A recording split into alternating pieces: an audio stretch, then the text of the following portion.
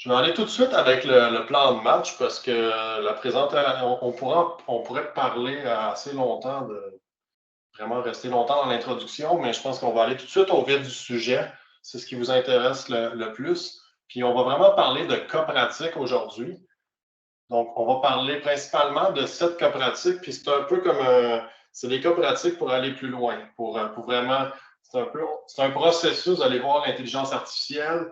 On commence au début, puis on est en train un peu de reconstruire. Après ça, on s'améliore, un peu comme le Canadien. Donc, ça peut prendre bien du temps dans certains cas. Dans d'autres cas, ça peut aller un peu plus rapidement. Je vais y aller avec une courte intro, juste pour mettre tout le monde au même niveau. Après ça, je vais vous parler de 2 cas en RPA. Donc, on va parler un peu d'RPA. Vous allez voir qu'RPA, ce n'est pas résidence pour personnes âgées ici. Donc, ça va représenter vraiment une partie de l'automatisation. On va parler aussi de 2 cas en intelligence artificielle prédictive aussi. On va terminer avec 3 cas en intelligence artificielle générative, puisque c'est un peu le sujet dont tout le monde parle en ce moment, l'IA générative. Les gens vont même appeler et dire on veut faire de l'IA, mais dans le fond, ce qu'ils veulent vraiment plus comprendre, c'est l'IA générative. Donc, et puis, on va terminer le tout avec vraiment un peu comme une outro. Ce n'est pas vraiment une conclusion, parce qu'au bout du compte, c'est un sujet que, comme vous le savez, c'est un sujet qui est continuellement dans l'actualité. C'est un sujet qu'on va parler de plus en plus aussi. Puis dans plusieurs cas aussi, vous allez voir dans l'IA générative, il y a énormément de changements qui ont lieu à chaque 6 mois. Donc, il y a vraiment une période, on est vraiment dans une période charnière. Donc, depuis à peu près octobre-novembre 2022, il y a eu énormément de changements au niveau de l'IA générative. On est passé d'un niveau qui était très, très, très de base à un niveau où il y a eu beaucoup de progression. Donc, c'est pour ça que je dis qu'on est plus en mode outro. Intro, pourquoi parler de l'automatisation? Il y a tellement de raisons.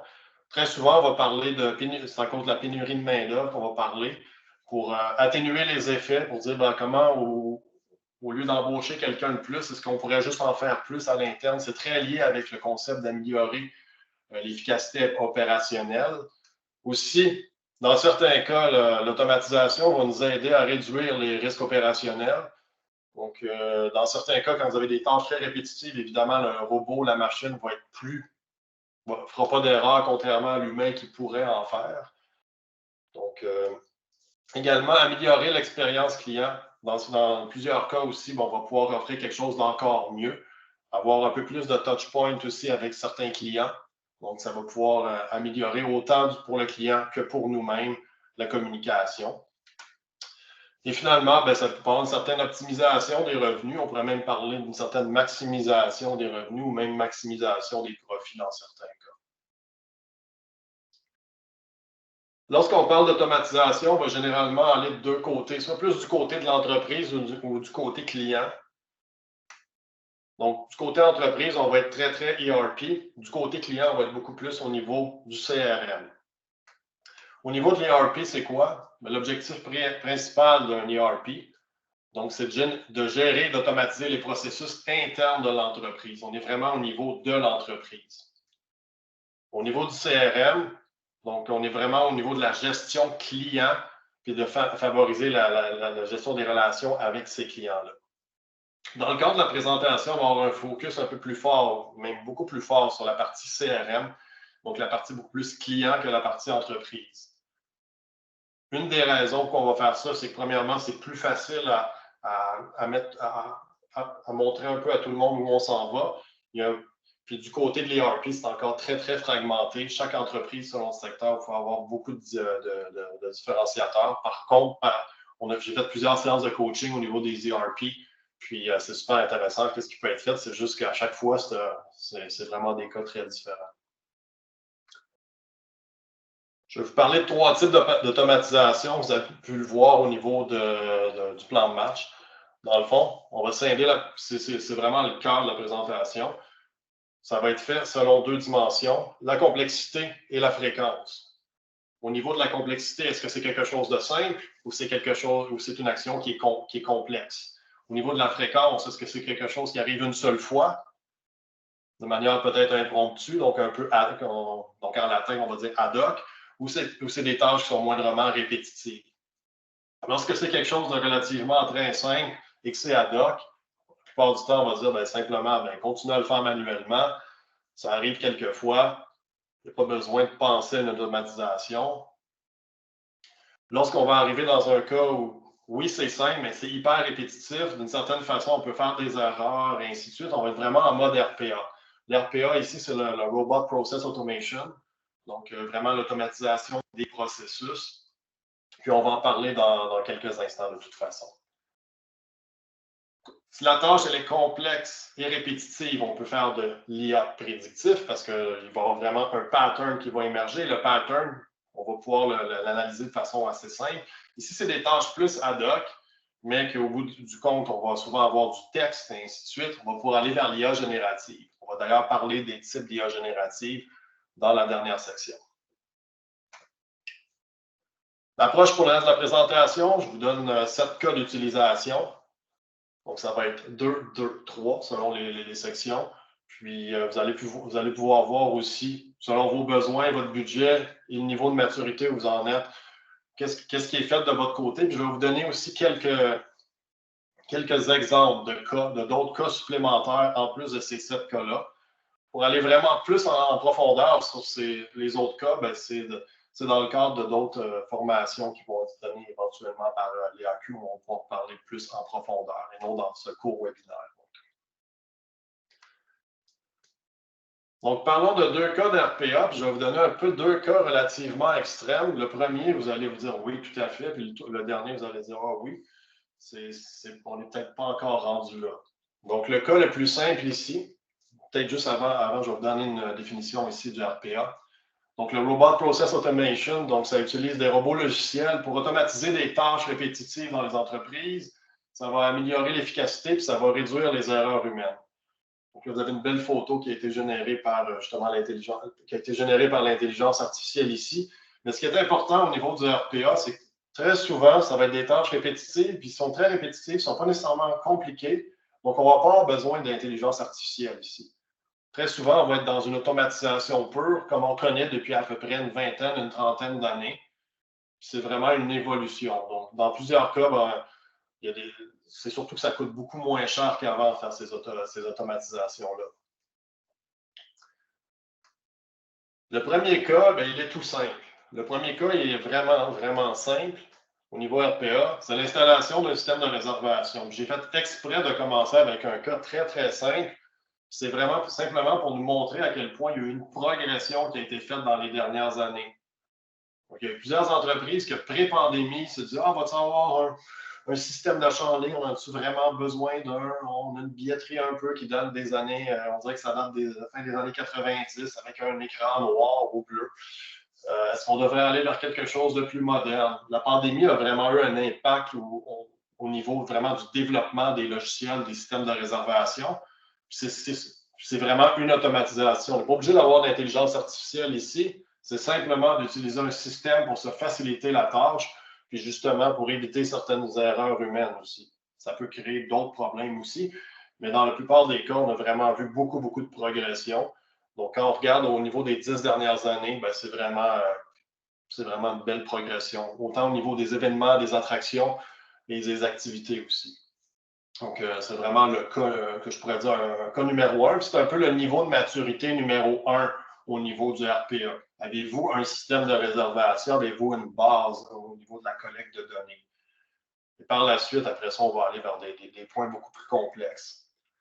Ça m'amène vers le cas numéro 2. Et le cas numéro 2, c'est un peu à l'extrême ici. Donc, je vais aller vraiment dans des cas un peu plus compliqués. Donc, on parle du robot d'affinage de la fromagerie La Station, dans la ville de Compton. Relativement pas trop loin de chez moi, sincèrement. Donc, super intéressant. Donc, ils ont pu remplacer pratiquement les tâches d'une quinzaine d'humains par un robot d'affinage ici qui fait énormément de tâches répétitives. Est-ce qu'il y a vraiment de l'intelligence artificielle? Il n'y en a pas vraiment. Il n'y a pas vraiment tant que ça d'intelligence si complexe que ça. Oui, il y a un certain niveau de complexité derrière, mais il y a beaucoup de tâches là-dedans qui étaient répétitives et que dans certains cas, on voulait vraiment s'assurer aussi d'un contrôle qualité aussi. Ça, c'est un exemple ici. Sinon, le fameux robot concierge de l'hôtel Le Montville à Montréal. Donc, en 2018, donc le Montville s'était doté de ce robot concierge-là. C'était un peu un stunt, c'était un peu une première dans le secteur de l'hôtellerie principalement, même presque en Amérique du Nord. C'était assez, au Canada, je pense que c'était le premier. Très intéressant. De plus en plus, on voit des robots apparaître dans certains hôtels tranquillement. Donc, au Québec, j'ai vu plusieurs entreprises qui ont commencé à en utiliser aussi. Sinon, vous avez aussi des robots qui vont remplacer des tâches vraiment particulières, comme aussi sur le robot aspirateur du Garden City Hotel, donc dans la région de Long Island, donc à peu près à 20 minutes de où Patrick Roy est avec les Islanders de New York. Donc, dans ce cas-là, c'est un robot qui coûte à peu près 35 000 dans le cas du robot aspirateur du Garden City Hotel. Mais ça remplace carrément des tâches de certains humains. Puis ça a une espérance de vie. Donc, vous payez le 35 000 la première année, mais après ça, vous pouvez avoir un certain retour en investissement pour l'année numéro 2, l'année numéro 3, l'année numéro 4, et ainsi de suite, de la durée de vie du robot ici. Ici, on est vraiment plus à l'extrême. Dans le cas du RPA, donc on est vraiment à un niveau de maturité très fort. Ça m'amène un peu à justement vous parler de cette maturité. Ici, je vous ai présenté seulement 2 cas. Dans des formations un peu plus longues, on va aller facilement vers 5, 6, 7 cas. Puis on va aller un peu plus en profondeur, on va avoir quelques échanges. Mais ici, c'est vraiment pour vous donner une introduction. Donc, le niveau 1, ici, on a justement parlé de l'installation d'un système de réservation. Niveau 2, les fameuses séquences d'envoi courriel, qui sont vraiment des automatisations qui peuvent être faites. Ces courriels-là peuvent être envoyés à des personnes, puis il y a vraiment des gains qui sont faits très intéressants. Installation d'une borne d'intégration d'accueil, donc très intéressant ici. L'intégration en différents systèmes avec API aussi, donc généralement peuvent être relativement simples, mais dans certains cas un peu plus complexes, tout dépendant de l'ouverture des systèmes en place. Finalement, le cas qu'on vient de parler, la robotisation, des tâches de l'employé. Avant d'aller avec l'IA prédictive, puis de parler de 2 cas de l'IA prédictive, je voulais savoir s'il y avait quelques questions sur la première section qu'on vient de traiter jusqu'à maintenant, s'il y a quelques questions déjà. Dans tous les cas, vous allez pouvoir poser vos questions après chacune des sections, puis également à la fin. Donc, si vous n'avez pas de questions tout de suite, il n'y a pas de problème. Je ne sais pas si tu avais vu quelques questions, Isabelle, dans le chat. Pas de questions. Non, parfait, on n'a pas de questions ici. C'est parfait, donc on va continuer. On va aller avec l'IA prédictive. Allons-y. Donc, l'IA prédictive ici. Donc, c'est une technologie dont on analyse des données passées et actuelles. Donc, c'est très important ici. On va essayer de projeter dans le futur par rapport à ce qu'on a déjà comme données pour nous aider au niveau de la prise de décision, planification, prévention de problèmes. Et dans certains cas, on va vouloir aller chercher une audience pour aller presque dans certains cas viral ici, comme on voit avec MrBeast. Donc, un point qui est super important, puis je le mentionne dans cette section-ci, puisque trop souvent, les gens me disent « Ah ouais, j'ai un système de réservation, je n'utilise pas trop mes données, je ne sais même pas ils sont où, et ainsi de suite. » Puis, je dis tout le temps, d'habitude, peu importe l'entreprise, peu importe le secteur, lorsque vous êtes en tourisme, vous avez toujours à peu près 13 champs qui vont être très importants. Ces 13 champs-là, d'une façon ou d'une autre, ils sont disponibles dans vos bases de données. Il faut juste aller les chercher d'une certaine façon. Donc, que ce soit une entreprise qui a un terrain de camping, que ce soit une pourvoirie, une entreprise qui a des activités, une entreprise qui organise des événements, une entreprise qui est au niveau des attractions, donc un hôtel, une propriété de vacances, donc style Airbnb, ainsi de suite. C'est toujours ces 13 champs-là qui reviennent pour vraiment faire une analyse de ce qui se passe vraiment dans la base de données. Est-ce que vous avez la date de réservation? Est-ce que vous avez la date d'arrivée? La différence entre la date d'arrivée et la date de réservation, c'est ce qu'on appelle le temps de délai. En anglais, ça s'appelle le lead time. Cette information-là vous donne énormément d'utilité pour faire plein de types d'analyses super intéressantes. La date de départ, ça va être lié si c'est seulement une journée ou plusieurs journées que la personne reste. Prénom, nom, courriel, vous le savez. Le courriel qui est sûrement l'identifiant le plus important dans à peu près n'importe quelle base de données, puisque ça nous permet de passer d'une base de données à une autre. Le code postal qui nous est souvent demandé, pour dire à quel endroit proviennent les gens qui vont vers votre affection, votre événement. Super utile. Après ça, des informations plus au niveau du produit, le type de rabais. Et finalement, le champ numéro 13, je l'ai mis en 13, mais il aurait pu être vraiment dans les premiers champs, la fameuse source d'acquisition. Et la source d'acquisition, c'est un peu un des champs qui est souvent laissé pour compte, puis on ne regarde pas ça, mais en marketing, c'est un des points les plus importants. Si on est capable de savoir que cette personne-là vient de tel type, de telle source, que, mettons, cette personne-là nous viendrait d'un magazine et que quelqu'un dans le magazine a utilisé un code QR, la personne a cliqué sur le code QR qui était lié avec un lien dédié, le lien dédié est relié avec notre Google Analytics 4 et notre Google Analytics 4 est relié avec notre site web et notre système de réservation. Et au bout du compte, avec tout ça, on est capable d'aller chercher vraiment la source d'acquisition puis de vraiment faire une bonne attribution. Donc, c'est un point important.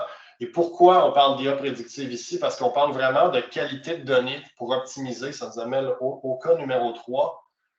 Donc, d'aller chercher vraiment la source initiale dans le Google Analytics 4, puis faire le lien avec votre système de réservation. Et de cette façon-là, il y a plusieurs types d'automatisation, mais propulsés par l'intelligence artificielle que vous pouvez faire soit vous-même ou qui sont faits directement par le système.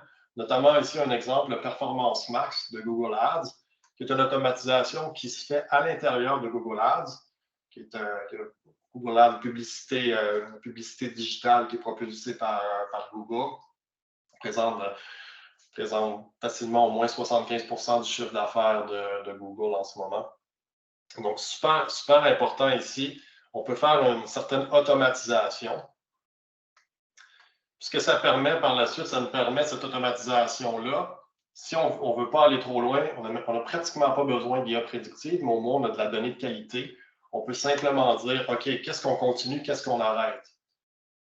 Quel type de publicité on continue, quel type de publicité on arrête? Lesquels nous génèrent un meilleur retour sur investissement? Où on devrait mettre pour optimiser notre portfolio marketing?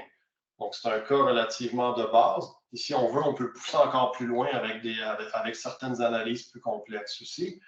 Mais dans un cas vraiment de base, si tout est connecté ensemble, on pourrait savoir quelle est la source, le médium, et qu'est-ce qui performe en termes de coûts, plutôt en termes de revenus. Et on connaît nos coûts, donc on est capable de calculer le retour sur investissement. C'est le cas numéro 3 ici. Et très souvent, j'ai vu des entreprises qui avaient leur site web, Google Analytics 4 d'installer derrière, surtout que là, on vient tout juste de passer à Google Analytics 4 depuis un peu moins d'1 an. Donc, en fait, depuis septembre, on est pratiquement obligé d'être sur Google. On est obligé d'être sur Google Analytics 4 si on va avoir un suivi au niveau de Google Analytics. J'ai vu des entreprises que le Google Analytics 4 est installé, mais il n'est pas relié avec le système de réservation. Ça, c'est un peu une base pour s'assurer à ce que nos investissements marketing, on est capable de savoir ce qui fonctionne, ce qui ne fonctionne pas. On a fait l'installation pour plusieurs entreprises dans notre cas au cours de la dernière année, puisque justement la migration vers Google Analytics 4 qui est obligatoire.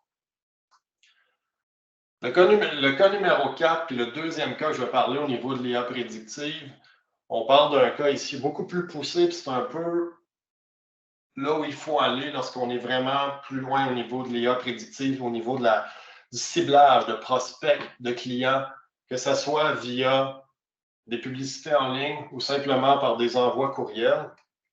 On se retrouve à cibler des gens selon leur valeur à vie. Ce n'est pas parce que quelqu'un va acheter un produit qui a une plus grande valeur à court terme que cette personne-là a nécessairement une plus grande valeur à vie.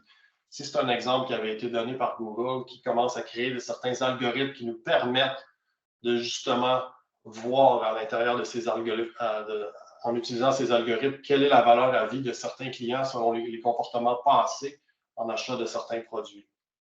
C'est un peu aussi ce que je faisais il y a à peu près une douzaine d'années lorsque j'étais chez Air Miles, puis qu'on avait un portfolio d'à peu près 11 millions de ménages canadiens à ce moment-là. Donc, on était capable de voir un peu la valeur à vie de certains clients, mais on était très, très focus sur une entreprise en particulier, que ce soit un Jean Coutu, que ce soit un IGA à l'époque, ou que ce soit même un métro en Ontario. Donc, ça ici, donc l'IA prédictive, elle est là depuis plusieurs années. Les systèmes ont changé, les méthodes ont changé. Il y a de plus en plus une certaine automatisation. qui très souvent va passer aussi par l'info nuagique, que ce soit du côté d'Azure, du côté de Microsoft, dans l'environnement Microsoft, ou du côté Google Cloud, dans l'environnement de Google. Ça m'amène à la maturité en IA prédictive. Donc, les cinq niveaux de maturité. Donc, on a parlé de l'optimisation des investissements marketing qui est un peu la base. Par la suite, il y a les recommandations de produits upsell qui sont intégrées très souvent à l'intérieur des systèmes de réservation. Il faut les activer. Ça peut être des recommandations de produits relativement simples ou des recommandations beaucoup plus complexes basées sur du filtrage collaboratif, qui est une méthode en intelligence artificielle. Sinon, la personnalisation du marketing sur les sites. Donc, tarification dynamique, que j'ai travaillé, j'ai basé des algorithmes dans trois chaînes hôtelières différentes pour justement partir la tarification dynamique. Au niveau des événements et des attractions, tranquillement, on se dirige vers une certaine tarification dynamique et vers une certaine façon plus, disons, harmonisée d'amener la tarification dynamique pour pas que ça soit nécessairement vu très négativement par le client. Et finalement, le ciblage à vie selon le ciblage selon la valeur à vie qu'on vient un peu de voir, qu'on pourrait pousser vraiment, qu'on pourrait simplifier dans certains cas avec une analyse relativement de base de type RFM. RFM ici, c'est récence, fréquence et valeur monétaire. C'est pratiquement les trois dimensions les plus importantes. Donc, la récence nous permet de savoir c'est quand la dernière fois que la personne elle est venue chez nous. La fréquence, combien de fois elle est venue dans un certain horizon de temps. Et la valeur monétaire, bien, finalement, combien cette personne-là nous a amené. Donc, on pourrait relativement simplifier l'analyse que j'ai, le type de ciblage à vie que j'ai montré tantôt. Est-ce qu'il y a des questions sur l'IA prédictive? Est-ce qu'il y a des interrogations ou même des questions sur peut-être un des 5 points qui sont ici? Il y a une petite question qui était passée par le chat, mais Oui. elle a été retirée, donc peut-être. Elle a disparu, puis j'ai pas pu voir, j'ai pas pris le temps de lire c'était qui l'a. Si vous voulez poser votre question, allez-y directement. En fait, c'est moi, Stéphanie Duguay du Village québécois d'antan, mais finalement, il a répondu par la suite. Là. Ça allait rapidement, puis je voulais juste bien comprendre si c'était, dans le fond, Google Analytics qui connectait à son appli AI, mais là, par la suite, j'ai compris que, dans le fond, c'était l'intelligence artificielle prédictive qui était comme intégrée, dans le fond, dans Google Analytics, je pense. C'est un peu ça que tu disais. C'était dans le cas du côté du premier exemple avec Google Ads, oui. C'est ça? Oui. Ouais, c'est au niveau de Google Ads. Donc, le produit de publicité en ligne de Google. Donc, à l'intérieur de Google Ads, il y a justement. Ça fait bizarre. À l'intérieur, on dirait une pub d'Industrial Alliance, mais en tout cas, à l'intérieur de Google Ads, il y a un type de façon d'optimiser ses publicités qui est propulsée par l'intelligence artificielle, qui est relativement nouvelle depuis à peu près 1 an, qui s'appelle le PMax. Et le PMax, ben, c'est vraiment l'intelligence artificielle de Google qui est derrière. Elle est montée à l'intérieur de Google Ads. Vous n'avez pas à rien faire. Elle est déjà créée. Donc, vous pouvez l'utiliser. Donc, elle est déjà là. C'est un algorithme qui est mis à disposition de manière gratuite à l'intérieur de Google Ads. JF. Merci. Oui. On a Danny Roy du Canyon Sainte-Anne qui aurait une question. Il a levé la main.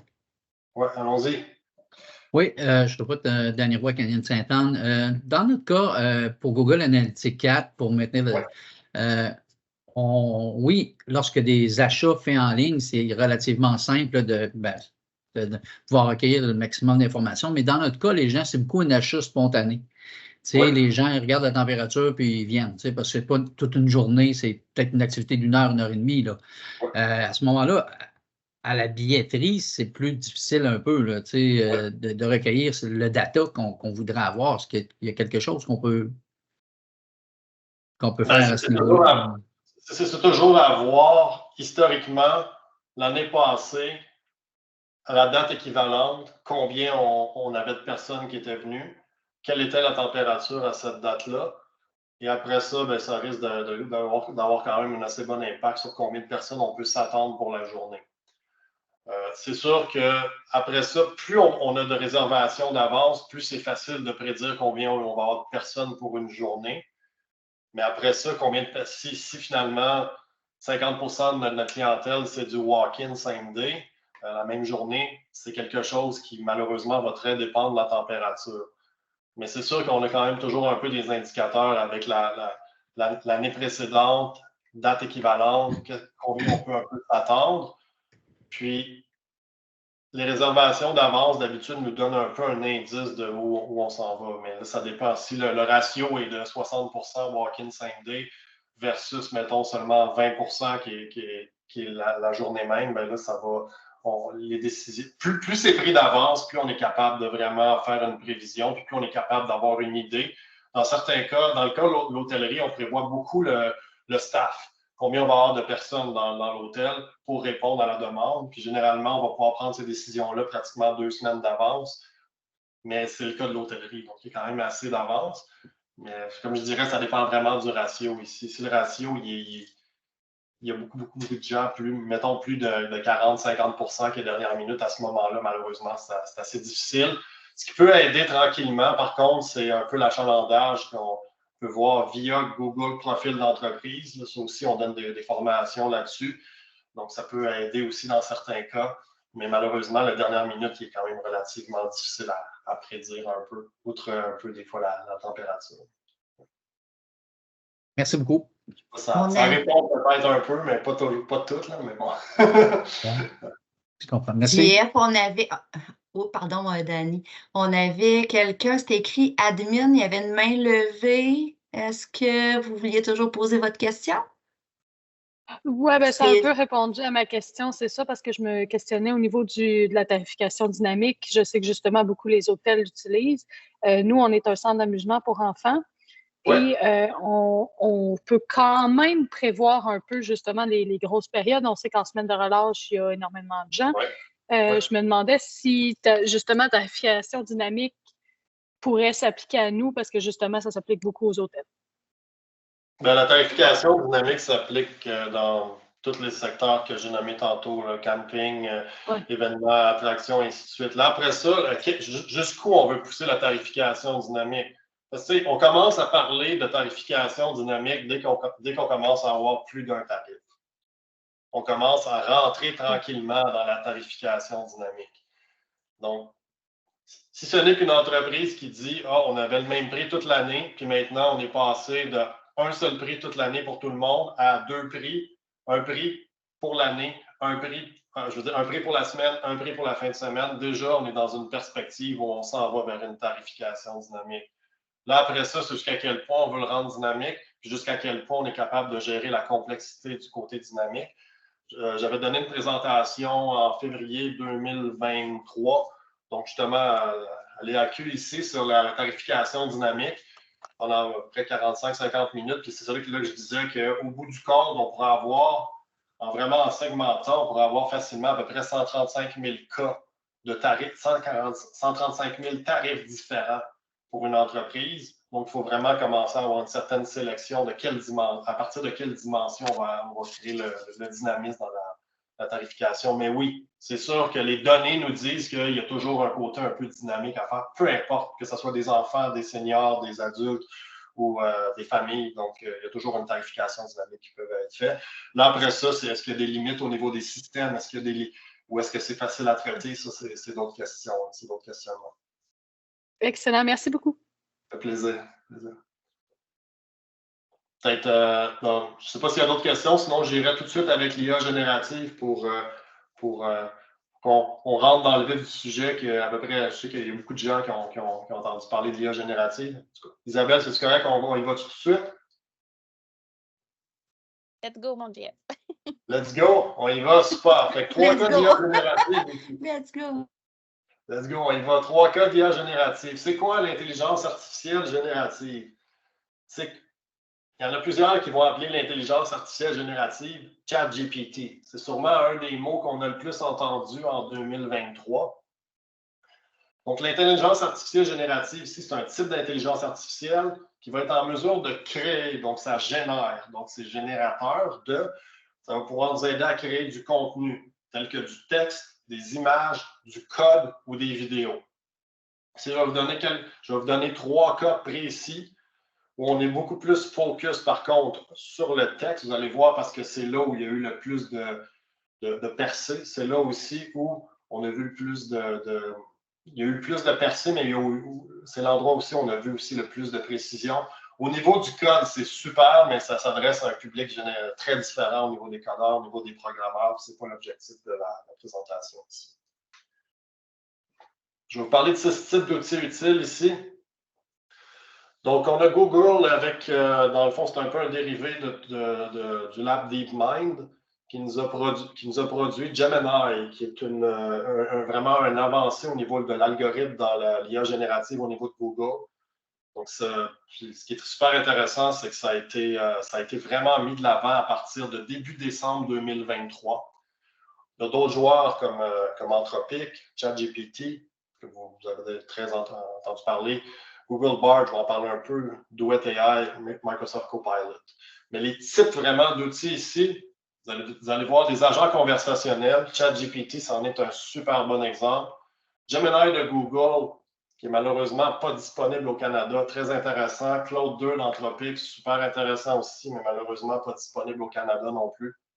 Super intéressant, ce qui fait qu'on se retrouve pratiquement avec ChatGPT ici comme pour utiliser, puis c'est un super bon départ. C'est le leader dans le marché, ça a été, on pourrait dire que c'est eux aussi qui dominent le marché. Au niveau des moteurs de recherche, donc à l'intérieur de Bing, qui est un moteur de recherche qu'à peu près plus personne utilisait, puis on a vu les parts de marché de Bing doubler dans la dernière année, c'est-à-dire passer de 5 de parts de marché à 10 à cause justement de l'intégration avec ChatGPT. Donc, Bing est une propriété de Microsoft qui a son propre intelligence artificielle maintenant à l'intérieur du moteur de recherche. Google Bard, qui est disponible je vais avoir une diapositive là-dessus, qui est disponible dans plusieurs pays. Je l'ai utilisé beaucoup, Google Bard. Très intéressant, surtout depuis la mise à jour de Gemini. Les outils de travail à l'intérieur, ça va vraiment changer la façon dont on va travailler. Il y avait d'ailleurs une présentation lundi, donc au niveau du Conseil de l'innovation du Québec, donc qui nous parlait justement de quel point les outils de travail vont un peu changer le marché du travail. Bien, c'est sûr que l'intégration de Copilot à l'intérieur de la suite Microsoft 365, c'est sûr que ça va changer tranquillement la façon de travailler. Et il y a le pendant du côté de Google qui est Duet AI, à l'intérieur de la suite Google Workspace, qui s'en vient tranquillement aussi au Canada.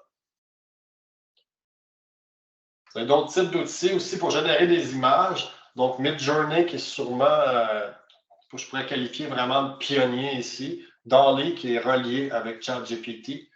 Vous avez aussi à l'intérieur de Microsoft la version Copilot qui peut nous aider à générer des images. Et à l'intérieur de Google, vous avez Imagen qui est maintenant disponible depuis à peu près 4 jours. On peut commencer à l'utiliser. Encore une fois, il y a des restrictions au niveau de l'utilisation.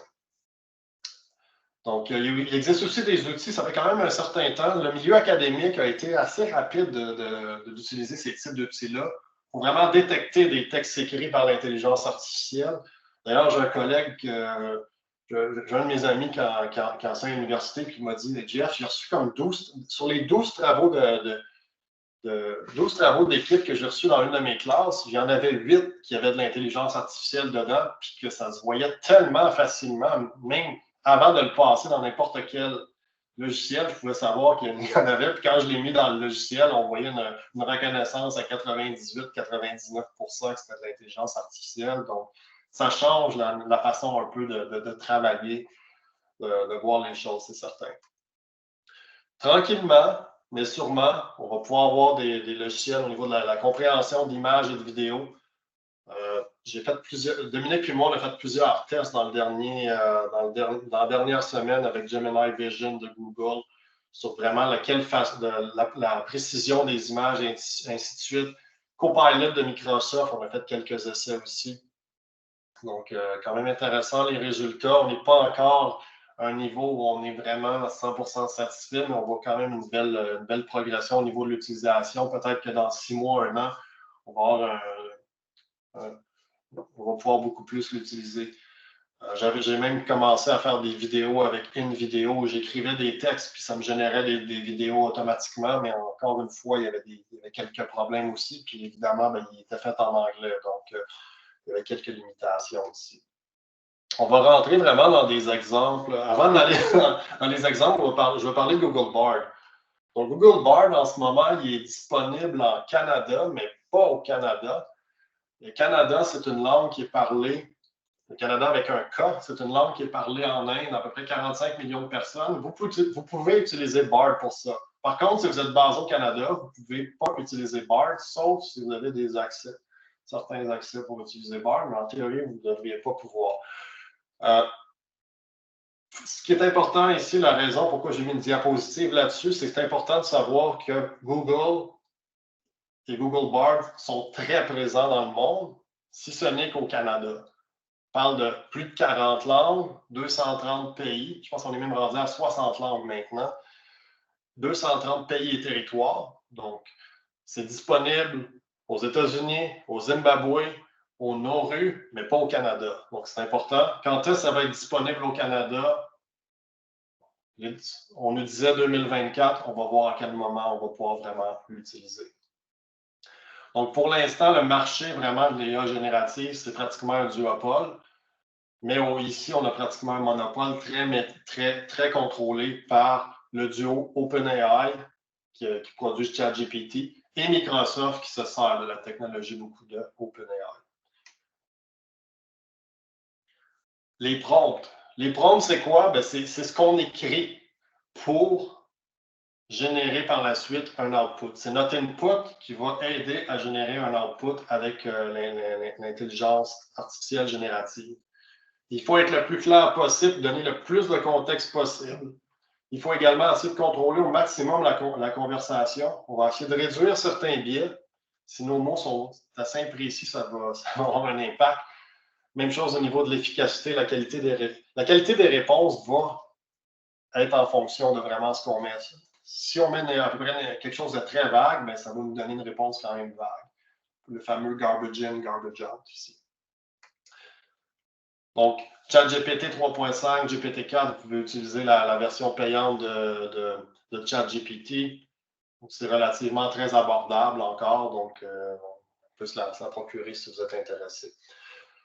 Je donne un exemple ici, c'est notre cas numéro 5. Donc, rédaction de contenu, comment économiser du temps, d'énergie, des délais de synchronisation, puis avoir un résultat qui est quand même correct. Je ne dirais pas que les outputs que ça nous donne, c'est incroyable, mais c'est utilisable, ça nous sauve du temps.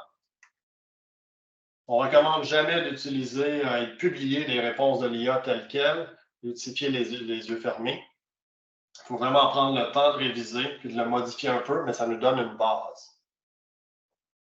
Je donne un exemple d'un prompt ici. Ce qui est important dans ce prompt-là ici, c'est qu'on dit tout de suite à ChatGPT, tu es.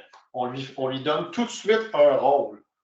Tu es le directeur du marketing, puis là, on lui dit, on est un centre de location d'embarcation. On aurait pu également nommer l'entreprise. Dans le cas de ChatGPT, c'est sûr que la mémoire, la mémoire va dater d'avant 2021. Si on utilise des versions payantes, à ce moment-là, on va avoir une mémoire plus à jour. Donc ici, on lui dit rédige du contenu pour une publication. On sait que c'est une publication. On mentionne pas plus que 600 caractères. Donc déjà, on le guide. On parle ici en annonçant le début de la nouvelle saison. Donc ici, c'est quoi l'événement? Et la tarification avantageuse du nouveau passeport. Donc vraiment, on donne des avantages ici. Il est important de terminer la publication par un appel à l'action. Donc on veut vraiment avoir un call to action vraiment à la fin aussi. Qu'est-ce que ça nous donne comme résultat? Ça nous donne ceci. C'est relativement bien fait. C'est pas incroyable, mais ça nous donne quand même une information assez précise qui nous aide à sauver du temps. Très souvent, on va la regarder et on va se dire, OK, plus on va la regarder, plus on va trouver des erreurs. Mais ce qui est bien, c'est qu'au moins, tout de suite, on n'est pas devant le syndrome de la page blanche. On a déjà de l'information devant nous. C'est de l'information qui est reliée à une tâche qu'on a vraiment besoin d'avoir de l'information rapidement. Dans certains cas, ça peut remplacer des employés un peu plus juniors. Donc, au lieu de dire à l'employé, génère-moi ça, tu vas dire à ChatGPT, fais-moi ceci. Plus tu le guides, plus il va être précis, un peu comme un employé junior qui est en train de former, puis vraiment de mettre vraiment d'aligner en fonction de la mission de l'entreprise. Donc, ici, marquez vos calendriers, ainsi de suite. Puis, il nous montre même également insérer le site web, le lien vers le site web ici. Donc, puis à la fin, il nous met des hashtags aussi. Donc, super intéressant. Est-ce que les hashtags sont bons? Après ça, c'est à nous de vérifier selon la plateforme dans laquelle on veut publier cette information-là. Pardon, JF, est-ce que tu as le temps pour une question? Oui, on peut prendre, oui. C'est Anaïs Laurent, qui a levé la main pour poser une question. Oui, allons-y. Salut, je me demandais par rapport à l'existence des détecteurs de texte écrits par l'IA, si on peut s'attendre ou on anticipe que socialement, finalement, ce soit détecté là, et que les textes générés par de l'IA perdent de la valeur. Oui, bien sûr, tu recommandes de ne pas les publier tels quels, mais quand même, autrement dit, ma question, est-ce qu'on peut penser que les consommateurs vont avoir des outils intégrés pour le détecter en disant, ben, en fait, ce n'est pas du contenu authentique, ça ne m'intéresse pas, ou même un Google pourrait l'intégrer dans son algorithme en disant, ben, regarde, là encore, ce n'est pas du contenu authentique. Y a-t-il des choses qui vont dans ce sens-là ou pas du tout? C'est super pertinent comme point. Par rapport à la cliente, par rapport aux consommateurs, oui, il y a l'authenticité, mais c'est sûr que si vous donnez une saveur aussi à la publication, c'est les fameux dans le style de, puis vraiment donner une certaine saveur qui est reliée avec l'entreprise, mais à ce moment-là, on peut rendre ça un peu plus authentique, mais c'est sûr que ce n'est pas non plus parfait. Ça remplacera jamais vraiment un rédacteur senior. Par contre, ce que ça peut faire, c'est que ça peut tendre vers un rédacteur senior si on a quelqu'un pour aider un peu autour. Par rapport à la détection, est-ce que la personne l'aime ou ne l'aime pas? Donc, dans le cas d'un consommateur, s'il y a la bonne information au bon moment et ainsi de suite, que ça a été généré par l'intelligence artificielle ou par un humain, ça ne dérange pas. Dans le cas du milieu académique, là, il y a une certaine adaptation qui est en train de se faire en ce moment, jusqu'à quel point on doit accepter l'intelligence artificielle. Par rapport au moteur de recherche, pour répondre à l'autre partie de la question, c'est sûr que si vous êtes... En ce moment, il n'y a pas vraiment de pénalité. Mais c'est sûr qu'éventuellement, vous avez ce fameux duopole-là, Microsoft, Google. Si vous avez un texte sur votre site web qui est 100% généré par ChatGPT, puis peut-être que vous allez être pénalisé éventuellement par Google. À l'inverse, si vous avez un texte 100% généré par Google Bard sur votre site, peut-être que vous allez être pénalisé dans Microsoft Bing éventuellement. Donc, pour l'instant, il n'y a pas vraiment de point là-dessus, mais nous, c'est des réflexions qu'on a à l'interne par rapport au SEO, donc le référencement organique, d'où l'importance d'avoir un certain côté un peu humain autour de la chose. Là où ça a beaucoup de valeur, c'est que c'est des communications externes qui ne vont pas nécessairement vers les moteurs de recherche. Là, on voit beaucoup de valeur, d'où l'exemple ici qui est une rédaction de contenu qui est un peu plus pour un infolette. Ça répond à la question? Oui, merci beaucoup. Oui, parfait. Je vais embarquer vers l'exemple numéro 6, numéro 7, nous assurer quand même d'avoir un peu de temps pour s'il y a quelques questions à la fin aussi. Donc, je donne ici un deuxième exemple donc, calendrier de médias sociaux. Voulez-vous créer un calendrier de médias sociaux pour l'année? Vous voulez utiliser l'IA générative un peu comme un stratège en communication. Évidemment, encore une fois, on ne recommande pas de publier les réponses de l'IA telles quelles. C'est important de regarder c'est quoi avant de publier, de s'assurer que tout est correct. Je donne le prompt ici. Donc, nous désirons lancer un nouveau service en écotourisme dans 1 mois et générer de l'engouement d'ici là via les publications sur les médias sociaux. Donc, on donne du contexte ici. On désire effectuer 2 publications par semaine, donc on est relativement très précis. Peux-tu, donc on parle évidemment à l'agent conversationnel, prévoir un calendrier de publication pour maximiser l'engagement de notre audience au moment du lancement? C'est sûr que ça paraît un peu une évidence que ça devrait maximiser l'engagement, mais on le répète quand même parce qu'on n'a pas de limite de caractère. Inclut le sujet des publications, donc on est très précis, on va avoir le sujet. Puis aussi, leur contenu ainsi que leur date de publication. Donc, vraiment, on se crée un calendrier. Nous sommes le 7 février 2024 et le lancement aura lieu le 7 mars 2024. Donc, on se donne exactement 29 jours, c'est ça? 29 jours ici pour vraiment se guider.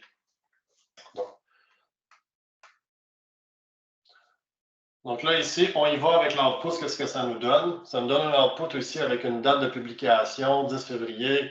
C'est quoi le sujet? Ça nous donne un sujet, ça nous donne un contenu. C'est relativement pas pire ce que ça nous donne. C'est quand même intéressant.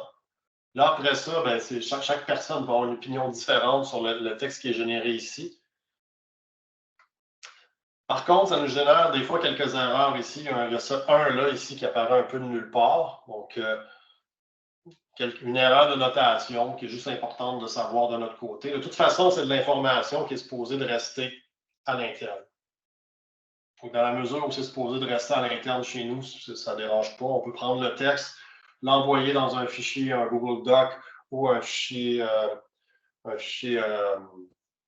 Microsoft Word. Donc, on peut envoyer le tout là-dedans. On peut après ça jouer un peu avec le contenu.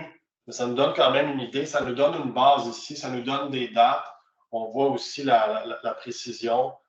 Donc, ça peut être relativement intéressant. Ici, on dit semaine 1, semaine 2. On parle de la semaine 3, ici de la semaine 4. Puis ici, à la toute fin, on nous dit, ben là, c'est le jour de lancement. Puis là, ça nous dit carrément, notre service en écotourisme est enfin là. Donc, c'est vraiment, ça nous aide vraiment au niveau de l'engagement. Là, après ça, est-ce qu'on devrait, dans les médias sociaux, publier à cette fréquence-là, publier plus ou ainsi de suite? Ça, c'est vraiment la personne en communication qui est là pour donner la réponse. Mais peut-être qu'on pourrait même demander cette information-là à ChatGPT dans certains cas ou même à Google Board. Donc, ça peut nous aider vraiment à nous guider, donc à nous sauver du temps. Ça, c'est un exemple ici au niveau de calendrier de médias sociaux. Puis, il y a plusieurs entreprises qui m'ont dit oui, je l'utilise maintenant pour faire mes médias sociaux, ça m'aide un peu.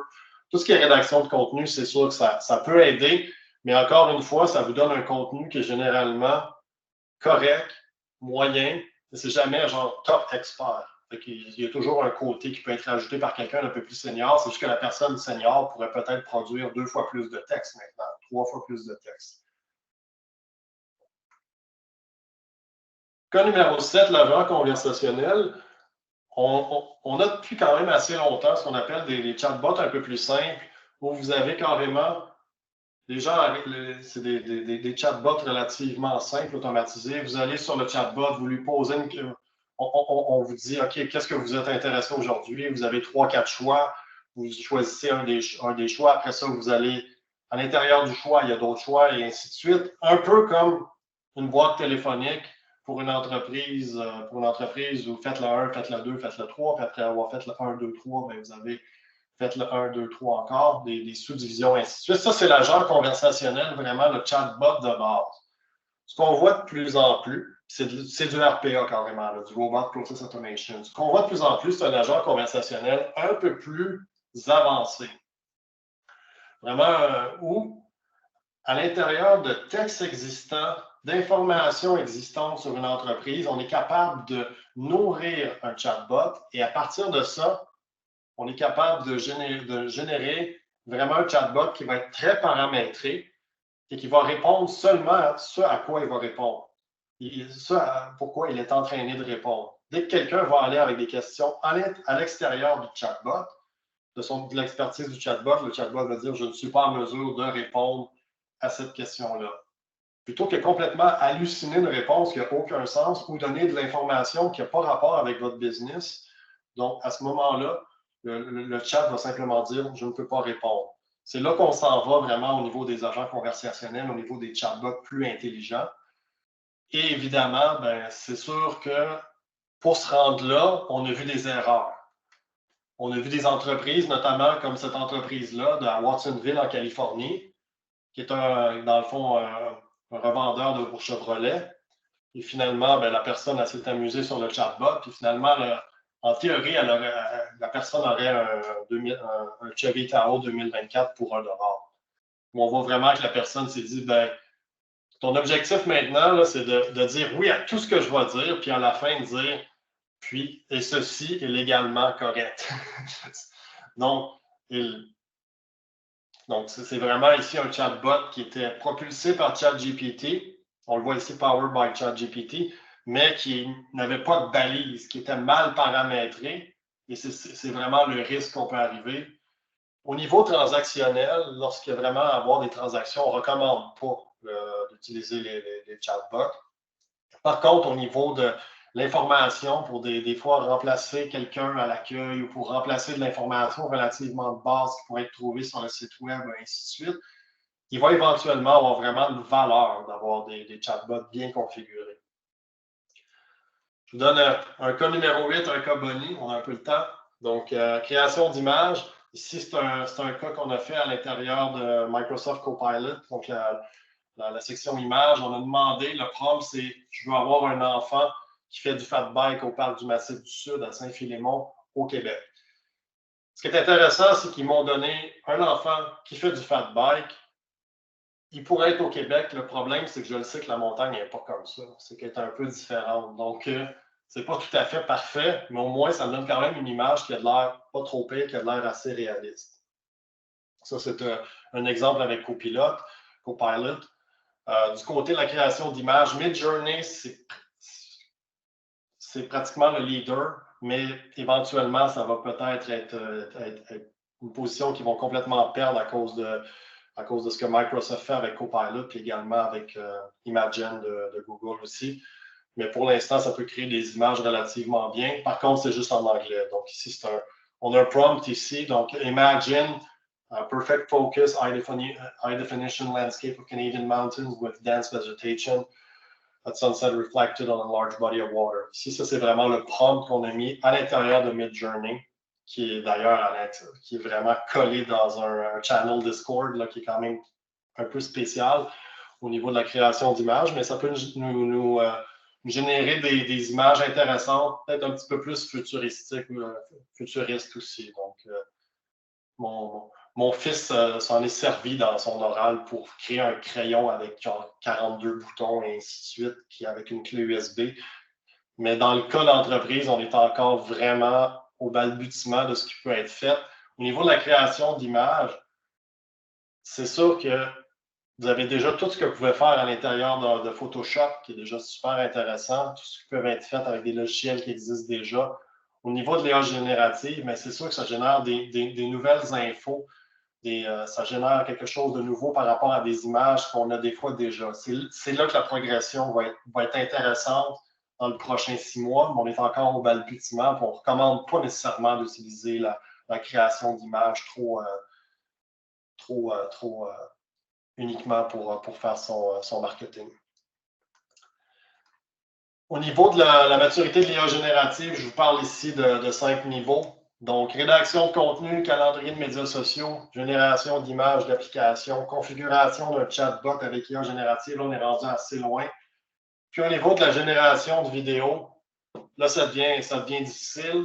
J'ai utilisé plusieurs outils pour générer des vidéos. J'en ai eu des corrects avec une vidéo.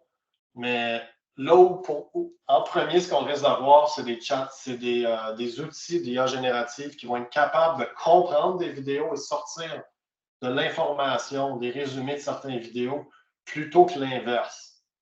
Plutôt que générer vraiment des vidéos à partir de scripts qui vont être faisables, mais qui est encore relativement dans un stade enfant.